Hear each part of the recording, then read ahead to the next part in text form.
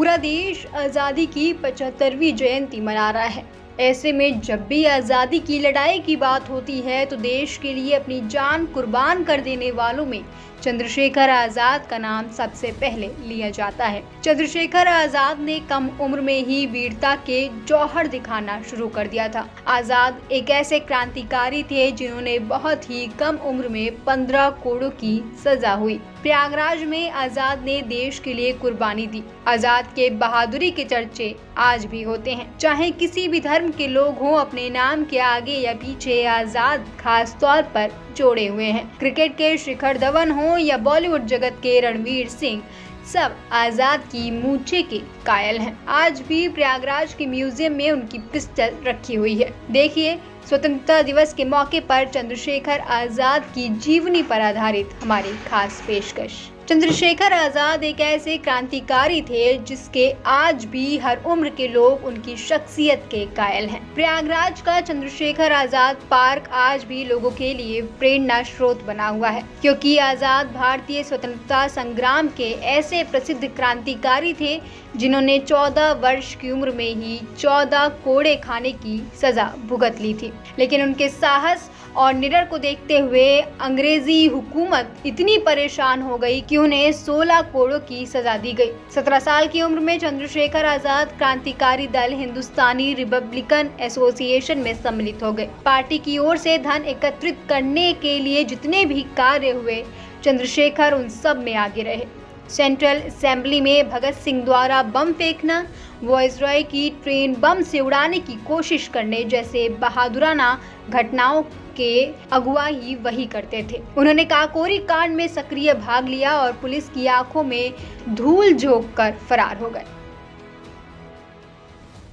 आज सुबह सुबह ही हम यहाँ पे आए और हमने नमन किया, क्योंकि हमारे हीरो ने जो हमारे लिए कुर्बानी दी है वो महज काबिल तारीफ़ है। वो सब कोई नहीं कर सकते हैं। बड़ी हिम्मत चाहिए, बड़ी करेज चाहिए इस चीज़ को करने के लिए, क्योंकि यही वो प्लेस है जहाँ पे हमारे चंद्रशेखर आज़ाद ने आखिरी बार सांस लिया था। वो यूँ क्योंकि उन्होंने कसम खाई थी कि वो ब्रिटिश सरकार की तरफ से अपनी मौत एक्सेप्ट नहीं कर पाएंगी, तो इसीलिए उन्होंने आखिरी गोली से अपनी खुद की जान ले ली। खुद को अपने आप से ही अपना अंतिम संस्कार कर लिया। और इस चीज़ के लिए हम दिल से शुक्रिया अदा करना चाहते हैं उनको, क्योंकि अगर उन्होंने वो चीज़ें की तो उसी वजह से आज हम ये इंडिपेंडेंस डे सेलिब्रेट कर रहे हैं। आज हम बिना किसी के शासन के हम लोग बहुत कुछ कर सकते हैं, बहुत आगे बढ़ सकते हैं। हमारा भारत बहुत लंबी लंबी ऊंचाइयों को छू रहा है just because of Chandrashekhar Azad ji. तो उनको हम दिल से सैल्यूट करना चाहते हैं। मैं तो बस यही कहना चाहूँगा कि जैसे कि हमारे रियल हीरो थे, बस इन्हीं के उस गाइड से इनके से चल रहे हैं हम, और कोशिश करते हैं। इनको तो फॉलो करना बहुत मुश्किल बात है, मगर इनके गाइडलाइन को फॉलो करके चल रहे हैं, क्योंकि इन्होंने जो देश के लिए क्या है वो काबिल तारीफ़ है, और शायद ही कोई कर पाए कि जो कि बहुत ही अच्छा काम किया देश के लिए। देश को आज़ाद कराने में बहुत ही ज़्यादा मुश्किल के साथ इन्होंने जो है अपने आप को खुद से गोली मारी थी। इन्होंने प्रण लिया था कि मैं अंग्रेज़ की गोली खाना पसंद नहीं करूंगा, बल्कि अपनी एक आखिरी गोली से अपनी जान खुद दे दूंगा। तो आप काफ़ी इससे प्रेरित हैं इनसे? या बहुत इनसे इंस्पायर है हम इनसे, और हम इनको अपना रियल हीरो मानते हैं। चंद्रशेखर का जन्म मध्य प्रदेश के एक आदिवासी गांव भावरा में 23 जुलाई 1906 को हुआ था।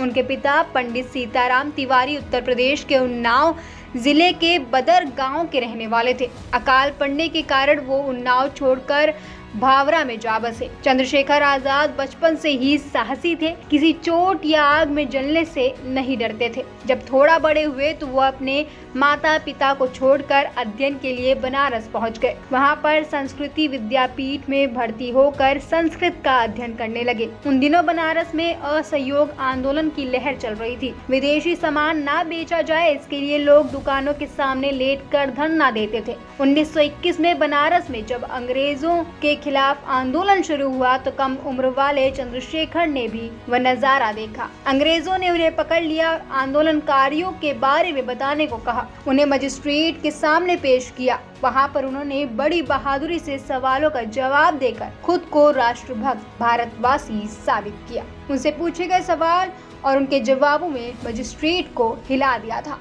प्रयागराज से माई भारत के लिए सैयद आकिब रजा की रिपोर्ट।